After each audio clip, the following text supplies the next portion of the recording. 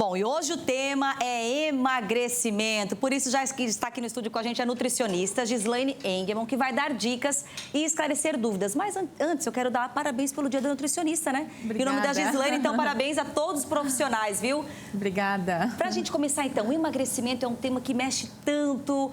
Nos dias de hoje tem muito a ver com hábitos, alimentação e o corre-corre do dia a dia. A primeira pergunta é, a mesma dieta, ela pode ser indicada para qualquer pessoa?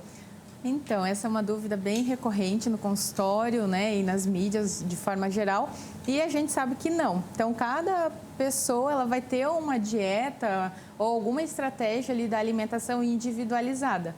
Então, por isso que tem que ter sempre o acompanhamento do nutricionista, que ele vai estar avaliando qual a melhor dieta ou qual a melhor estratégia para aquele paciente ter um emagrecimento ou várias outras abordagens. Mais uma situação em que cada caso realmente é um caso, né? Exatamente. Cada pessoa tem uma taxa metabólica basal e um gasto energético total no dia que só o nutricionista vai conseguir determinar e planejar um cardápio ali específico para aquele paciente. Por isso a importância do profissional aí, ó. Inclusive, quem assiste o Balanço Geral sempre participa aqui com a gente, né? Então vamos dar uma olhadinha, porque nós já temos uma participação pelo WhatsApp, uma pergunta de quem está assistindo o Balanço Geral pelo 98884-6107. Aí também você está assistindo e tem uma dúvida, manda aqui pra gente. Mas agora é a dúvida da Gabriela. Ela pergunta assim, um metabolismo lento, ele pode atrapalhar na hora de emagrecer? E aí, Gislaine? Sim, pode atrapalhar. Então, assim, a gente tem que avaliar, através de exames laboratoriais, o que está ocorrendo com esse paciente. E aí a gente solicita exames específicos para poder estar avaliando isso. E com base nesses exames laboratoriais e alguns outros exames que a gente também acaba pedindo, que é um exame muito comum na prática, que é o exame de bioimpedância, que ele vai determinar a taxa metabólica basal desse paciente. E com base nisso, eu vou fazer um planejamento, uma estratégia alimentar para que o paciente tenha um emagrecimento mais rápido.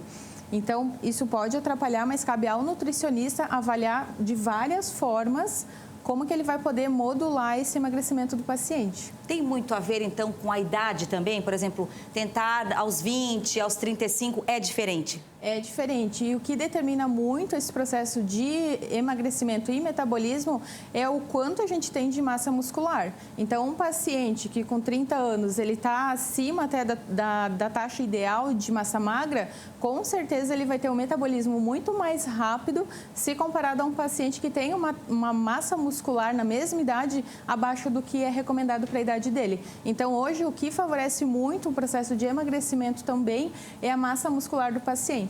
E é isso que a gente tenta sempre na clínica abordar muito, tentar fazer um plano alimentar para estímulo. Aí, claro, vai entrar junto com um educador físico que vai estar orientando esse paciente também a melhorar o desempenho ali muscular dele também. Mas hoje a gente sabe que a massa magra determina muito o processo de emagrecimento. E homem? É diferente de mulher? Perde mais rápido que mulher? Eu já ouvi tanto isso. Homem perde mais rápido que mulher. É verdade ou é mito? Geralmente o homem, de uma forma geral, até pela questão hormonal, eles têm mais testosterona, pode influenciar mais no aumento de massa magra. Então, geralmente, homem tem mais massa muscular do que mulher. E, com certeza, isso favorece um metabolismo mais rápido. Então, pode haver diferença sim. Mas, se a mulher for ativa e tiver uma massa muscular adequada, ela também pode ter um metabolismo rápido, tanto quanto o do homem. Bom, a Gislaine vai continuar aqui com a gente. Você também quer mandar a sua pergunta sobre emagrecimento, saúde, qualidade de vida, né? A gente fala em emagrecer, então encaminhe para o nosso WhatsApp. É o 98884-6107. O número da RIC TV está aí na tela. E daqui a pouco a nutricionista volta para responder. Obrigada até agora, viu, Gislaine? Até daqui a pouco. Até mais.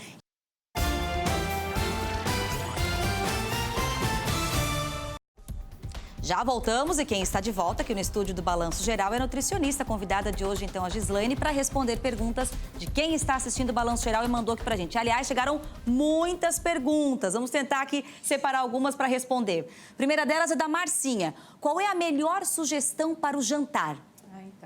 Então, o que a gente precisa sempre estar avaliando? O horário. Então, o horário que o paciente vai jantar é bem importante. Geralmente, a gente preconiza até as 20 horas para ter uma melhor aceleração ali metabólica, né?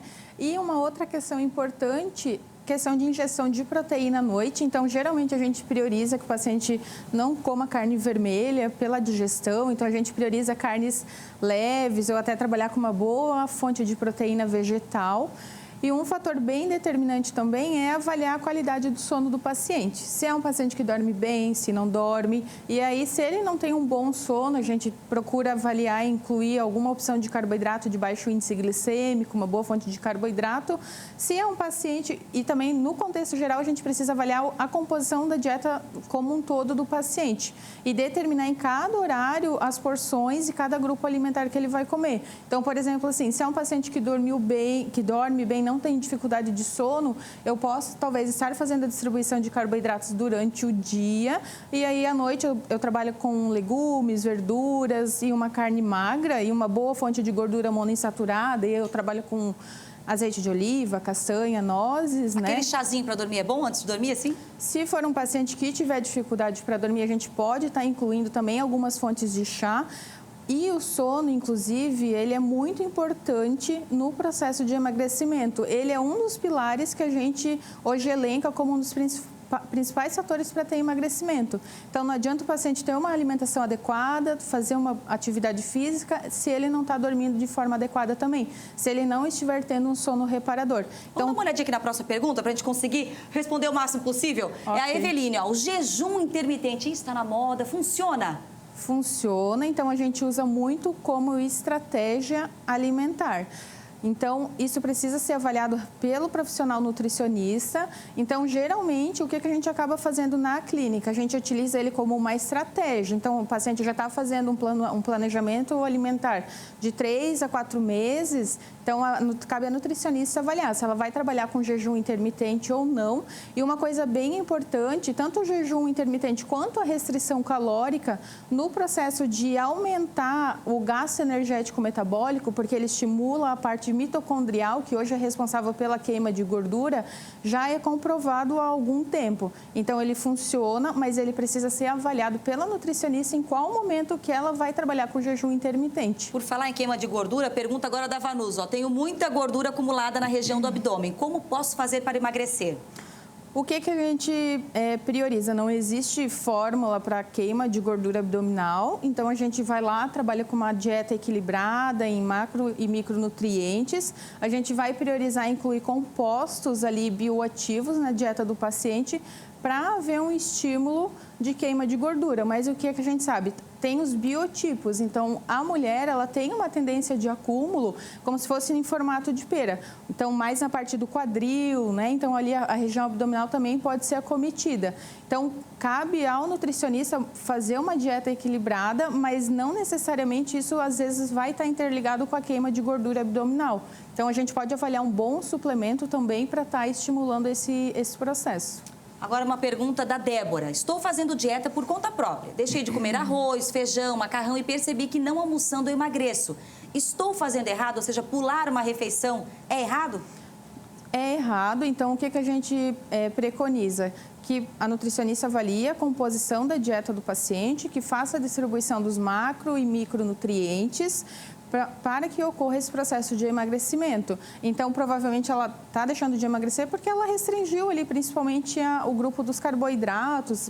Provavelmente, ela estava comendo isso em excesso também e talvez por isso que ela esteja emagrecendo. Mas vai chegar um determinado ponto, geralmente 3, 4 meses, que ela vai entrar no efeito platô e aí a gente precisa trabalhar com estratégias para ocorrer, para estimular, continuar estimulando o processo de emagrecimento. Mas cortar a refeição não é ideal para ocorrer o processo de emagrecimento. Dá tempo para mais uma perguntinha aqui do Gabriel Elias. Beber muita água ajuda a emagrecer? Diria que água é bom para tudo, né? Então, tem que ter uma correta ingesta hídrica, ela ajuda na parte da hidratação, principalmente da hidratação ali celular, estimula a mitocôndria, só que não é 2 litros para todo mundo, que é aquela regrinha básica muitas vezes, né? Então, a gente sabe que tem ali uma quantidade exata, a gente acaba utilizando um cálculo na clínica para avaliar se aquela quantidade de água que o paciente está tomando do dia a dia é ideal para ele ou não. Gislaine, muito obrigada pela vinda, pelos esclarecimentos. Infelizmente, a gente não consegue mostrar todas as perguntas, mas fica sempre aquela informação, procure um especialista.